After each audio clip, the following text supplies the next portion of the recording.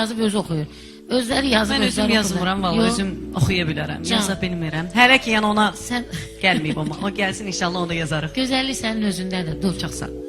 Dur səni eşidək.